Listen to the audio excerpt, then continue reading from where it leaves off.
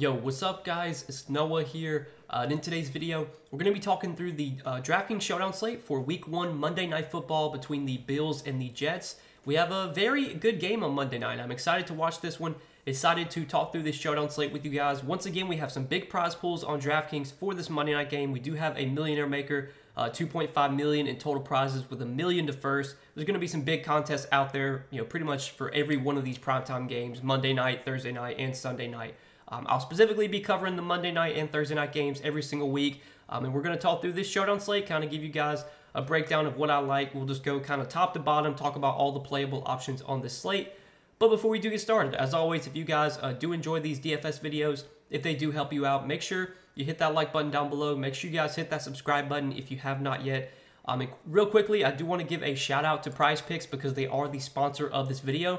You guys can sign up for PrizePicks and use my promo code Noah. If you do look at the bottom of the screen, when you sign up for PrizePicks with my promo code, you will get your first deposit matched up to $100. Be sure to check them out if you guys have not yet. If you've never heard of PrizePicks, they are kind of like a pick'em site, a player prop site. They're really growing. I mean, they're one of the biggest DFS sites around now.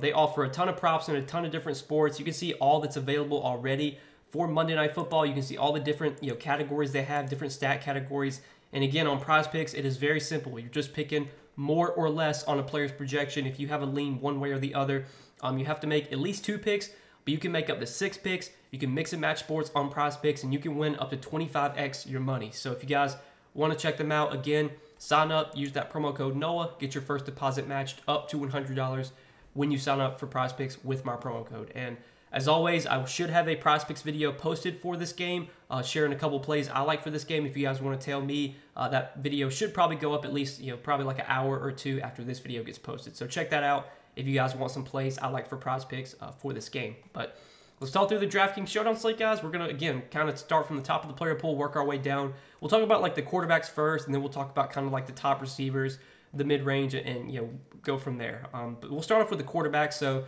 you got Josh Allen, who is the most expensive player on the slate, really to no surprise, coming in at $11,400. And then you got Aaron Rodgers coming in at $9,800. Now, Josh Allen, I think, we don't have to spend a ton of time here. I think Josh Allen is clearly one of the best plays, if not the best play on this Showdown slate. He's one of the best fantasy quarterbacks, if not the best fantasy quarterback. Averaged over 26 DraftKings points per game last season. He offers, rushing upside. He's just a guy that can do it all. And this is a Bills offense that loves to throw the ball. You're going to get probably 35 pass attempts from Josh Allen almost on a weekly basis. And there's obviously a chance, if they get behind, you could see Josh Allen throw the ball like 45 times. Like, that's always a possibility. So his upside is just so high. Obviously, the floor is super high as well. It's really hard to get away from the quarterbacks on these Showdown slates. And even though he's going to be really popular, Josh Allen is clearly a top option here. You can play him in the captain. You can play him in the flex. I will say that if you do play quarterbacks in the captain, I typically recommend playing at least 1, if not 2 of their pass catchers with them, just because in a scenario where Josh Allen does wind up being like the highest scoring player on the slate, there's a good chance at least a couple of his receivers are doing well as well, unless Josh Allen has like multiple rushing touchdowns, which could happen, but more times than not, if he's the winning captain, that probably means some of his receivers are doing well too. So yeah, clearly Josh Allen's a top play here. Aaron Rodgers, I do want to talk about, just because we haven't seen like a ton of fantasy upside from Aaron Rodgers like the last few seasons. I mean, if you look at his last year with Green Bay, he only had he had 1 game over 20 DraftKings points last season. Like, rarely did you see Aaron Rodgers go out there and like break slates. His floor, though, was still like very solid. I mean, he typically would give you between like 12 to 16 DraftKings points on a weekly basis. Just that ceiling wasn't super high. Maybe things will change, with the new offense and playing with the Jets. Maybe they'll let Rodgers throw the ball more. We don't really know. I think at this point in his career, as old as he is, I don't think Rodgers offers the same fantasy upside that he used to when he was younger and when he was more mobile. He doesn't really run, as much as he used to. Like, he used to actually be a pretty good rushing quarterback. Still, though, I think on a Showdown slate, obviously Aaron Rodgers looks like a pretty good play here. The floor is super high. I mean, worst case scenario, I think you probably get like 10, 11 DraftKings points. Like, that's probably a floor game for Aaron Rodgers here. And, if he does throw for multiple touchdowns, he could have one of those games where he does put up like 19, 20 DK points. You probably do get a bigger ceiling from guys like Steph Diggs and Garrett Wilson. But yeah, I think Aaron Rodgers is a very safe, high floor option. I think in cash games, you probably want to be rostering both quarterbacks on this slate, and for tournaments, I think they're both in play as well.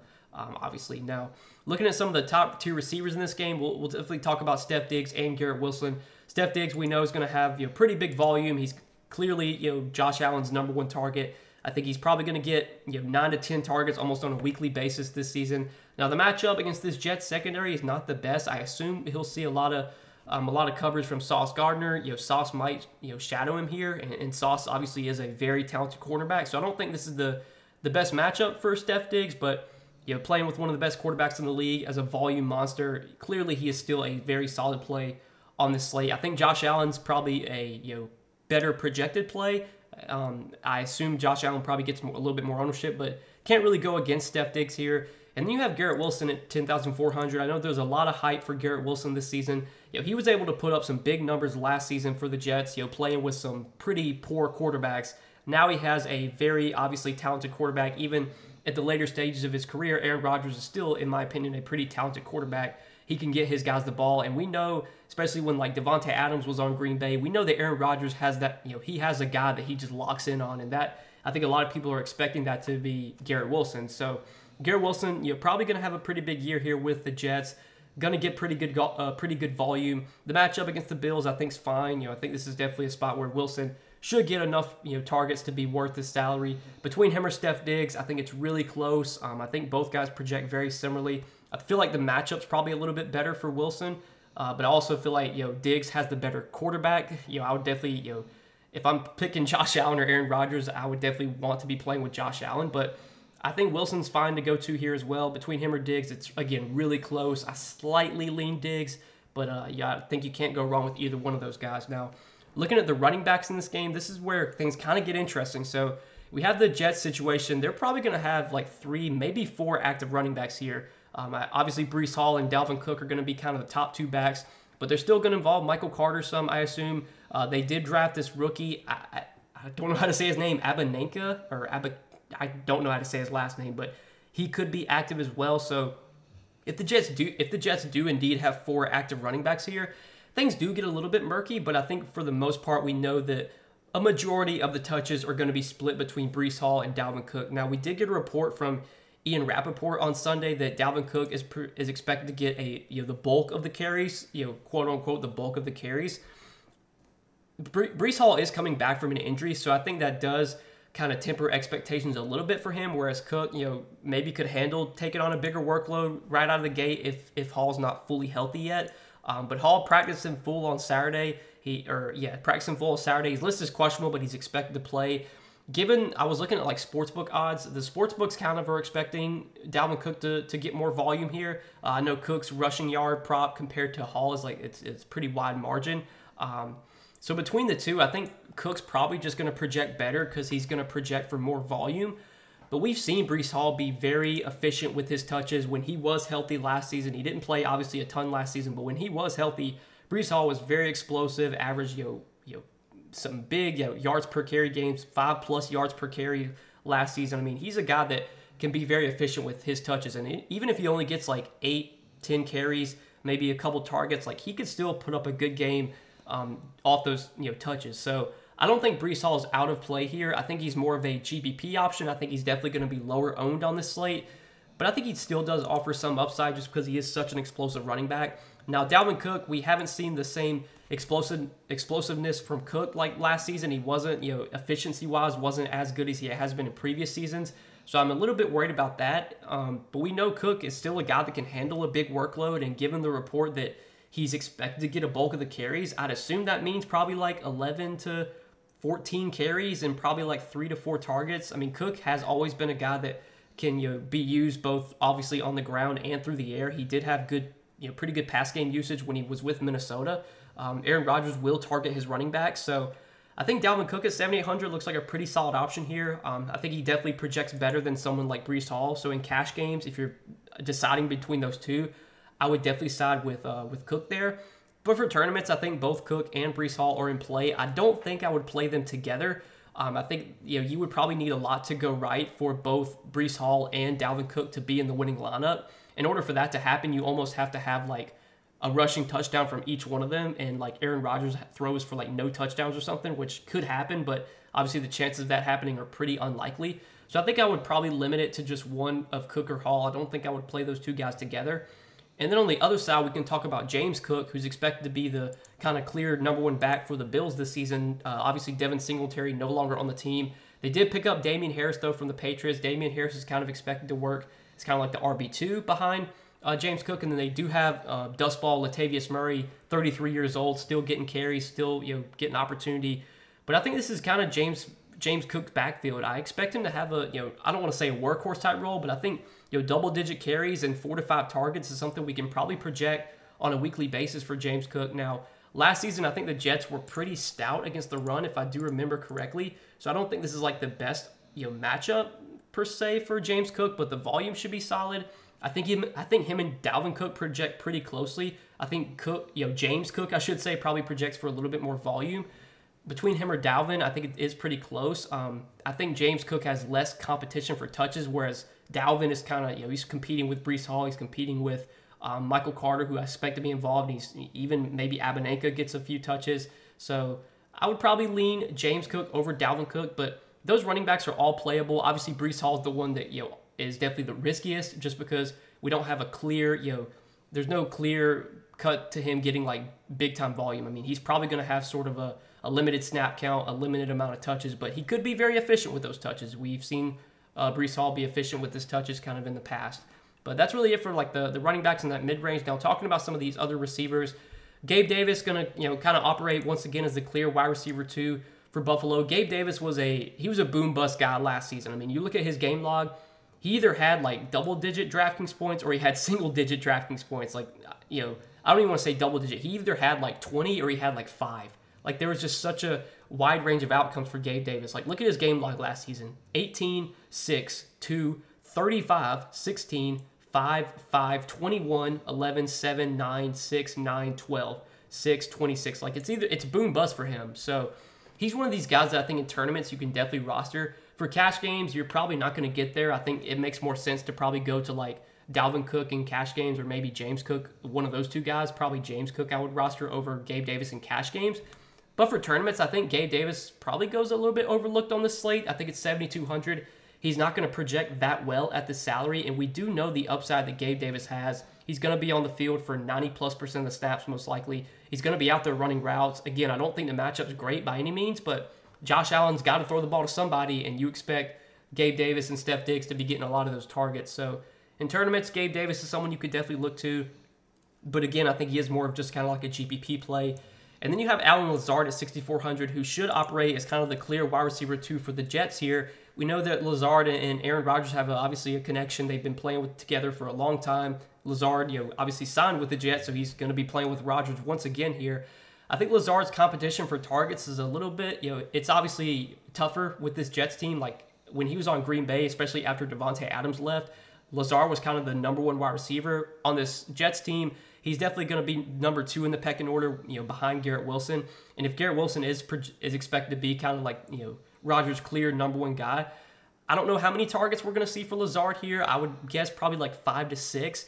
Lazard is someone, though, that is talented, and he does have a connection with Aaron Rodgers. He's going to be on the field for a large majority of the snaps, I would assume. So at 6,400, I do have some interest in Allen Lazard. I think him and Gabe Davis probably project pretty similarly, and given you're getting an $800 difference between the two, I think Lazard at 6,400 does look solid here. So I do like him as kind of a wide receiver 2 play on the slate in the mid range. And then talking about some of the value on the slate, below 6K. So you got the Buffalo backup running back situation with Damian Harris coming in at 5,400, and then you have Latavius Murray, who I know is really cheap. He's coming in at 1,000. I don't love either one of these guys. Damian Harris, I just don't know how much volume he's really going to get here. Now, Damian Harris, when he was on the Patriots, like he did show the ability to produce when given touches, but I think James Cook is kind of the clear lead back for this Bills team, and I just don't know if that's going to mean a ton of opportunity for Harris. Plus, Harris is not that cheap either. I mean, 5,400 is kind of a lot to pay for a backup running back, so I'm not super interested in Damian Harris here. He's not someone that I'm really going to go out of my way to play. I think he's more of just like a dart throw. And then, like I said, Latavius Murray should operate as the RB3, /RB2. He's just going to probably get like 5 to 6 carries, maybe a couple targets at $1,000. I mean, you could go there, I guess, but again, I'm not super interested in really the Buffalo outside of James Cook. I'm not really interested in any other Buffalo running backs on the slate. Now, looking at some of the other values, we'll talk about the tight end. So for Buffalo, you got Dawson Knox, and you got this guy they drafted, Dalton Kincaid. I don't know much about this guy, but he's expected to be, kind of involved in this offense, and I think you're going to see probably like a lot of 2 tight end sets for the Bills. They might even line up, one of these guys as a receiver. So I think at 5K, there obviously is some uncertainty because, this is going to be like his first NFL game, but I think Kincaid is a playable value at 5K. I do prefer Dawson Knox, though, just because Dawson Knox has obviously a longer track record of being a productive player in the NFL. He has more of a connection with Josh Allen. He's also cheaper. He's $600 cheaper than Dalton, but at $4,400, I do have some interest in Dawson Knox here. I mean, last season, Dawson Knox was pretty much like an every down tight end. Obviously, that could change this season now that he does have some competition at his position, but he's playing with one of the best quarterbacks in the league. It's, the matchup, I think, against the Jets is like okay. I don't know where the Jets ranked last season, versus tight ends. Let me pull that up real quickly. So, I mean, last season versus the tight end position, the Jets were, they were about middle of the pack in terms of like fantasy points allowed, in terms of like, receptions and receiving yards allowed to tight ends. Well, actually, the Jets did give up the 6th most receiving yards to tight ends last season. So maybe the matchups, pretty decent here for Dawson Knox. But again, we know Dawson Knox is going to get the playing time. He has a connection with Josh Allen. He has some competition at his position now with this new guy coming in, Kincaid, or however, I don't know how to say his name. But I think both these guys are playable. I do prefer Dawson Knox, though, at $4,400. And I think Knox looks like a pretty good value here. Now, on the other side with the Jets tight ends, Tyler Conklin should operate as kind of the clear tight end 1. They're probably going to have C.J. Uzomah active as the backup tight end. Uzomah is nothing more than like a touchdown or bust play. Conklin at $4,800, I think is an okay option here. Now Conklin, again, he was with the Jets last season, didn't show like a ton of upside, but he also wasn't playing with Aaron Rodgers last season. So maybe now that he's playing with a better quarterback, we'll see some better games from Conklin here. Conklin has shown the ability as a receiver, like as a receiving tight end, to have good games in the past. I know when he was on the Vikings, he had some good games with the Vikings. So at $4,800, I don't mind going to Conklin here. I feel a little bit better about Dawson Knox, but I think Conklin's an okay value at $4,800. There's really, I'll be honest, there's not a ton of value that I love on this slate. I think the kickers look like pretty good values here just because the value is so thin. I do have interest in both kickers. Kickers don't offer the biggest upside, but they're pretty safe options. Usually you're going to get you'll get 6 to 10 points from most kickers, pretty much most games. The defenses I don't love here. I mean, Josh Allen, he will scramble, and which obviously could mean sacks and turnovers and stuff like that. But I don't love either defense on this slate. Defenses tend to be over-owned on Showdown as well, and it's just so hard to predict when a defense is going to have a big game that I just typically try to avoid the defenses and just hope that there's no defensive touchdowns or anything. But let's talk about some of these like wide receiver 3s, kind of like fringe options. So for the Jets, you got Randall Cobb and McCole Hardman now on the team, and they're probably going to be splitting time as like the wide receiver 3/4. Hardman, it looks like they're going to use him kind of like as a gadget guy. Maybe move him around the field, maybe use him in like, maybe like end arounds and stuff like that. I don't think he's going to be on the field for like a massive amount of snaps, but I do expect when he is on the field, he probably will be involved. He will be out there running routes. But it looks like Randall Cobb's going to operate as the RB or the wide receiver 3 ahead of Hardman, and just in terms of like snaps played, in terms of playing time, I think we can probably project Cobb for more playing time than Hardman. Now Hardman is a super speedy receiver that we know offers big play upside. He's not playing with Patrick Mahomes anymore, but playing with Aaron Rodgers, I don't think is like a massive downgrade or anything. And we know Aaron Rodgers likes to throw the deep ball, so you might see one deep ball to McCole Hardman, which could be all that you need. I mean, if McCole Hardman comes down with like a 40, 50-yard touchdown catch, I mean, he's obviously going to crush value at his salary. At $3K, I think McCole Hardman's in play here. I think Randall Cobb is fine as well. I don't feel great about either one of these guys, but they're probably going to be on the field for enough snaps to where they're at least rosterable. And then for Buffalo, it's really hard to get excited about like these Buffalo guys, but somebody's going to have to catch the ball besides Gabe Davis and Steph Diggs and Dawson Knox. Shakir and I forgot the other guy's name. He's a $200 player. I was looking at him earlier. Who is it? It's where is he at? Let me see if I can find him. The guy that's going to be competing, it's Hardy. So Hardy and Shakir are going to be like the wide receiver 3/4 for Buffalo. And on the DraftKings depth chart, they actually have Hardy ahead of, I don't know if this DraftKings depth chart's like super accurate, but they actually have Hardy ahead of Shakir. So we do have a kind of a $200 player in play here. I don't know a ton about Deontay Hardy. I think he's been kind of like a return man throughout his career, if I remember correctly. I feel like he was on the Saints. Maybe I'm tripping, but I think he used to be on the Saints, and he used to be like a return man. But he's only $200, and if he's going to be on the field as like the wide receiver 3 behind Diggs and Davis, I mean, he's probably not going to play like a ton of snaps, but if he's going to be out there running routes, and if he's going to play like 30-40% of the snaps, I think at $200, the minimum salary, you could definitely go to Hardy here. I mean, if you play Hardy, like that's going to allow you to really pay up for the rest of your spots. Like you'll be able to fit a lot of these guys at the top: Allen, Diggs, Wilson, Rodgers. So I do have some interest in Deontay Hardy at the minimum salary, $200. And then if you want to go to Shakir, you could go to Shakir. We have seen Shakir be able to produce when given opportunity. There was one game last season, I know he went off. He was, I think it was this week against Pittsburgh. I think Gabe Davis or Diggs, I think it might have been Gabe Davis was out that week. I can't remember honestly, but yeah, he had 5 targets, 3 catches, 75 yards, and a touchdown. He's not going to play a ton of snaps again. He's probably going to be splitting time with Hardy, but at 2,400 on a slate where there's not a ton of standout value, there's not a ton of clear value, I think going to Shakir here is okay. Don't love him, but I think he is playable.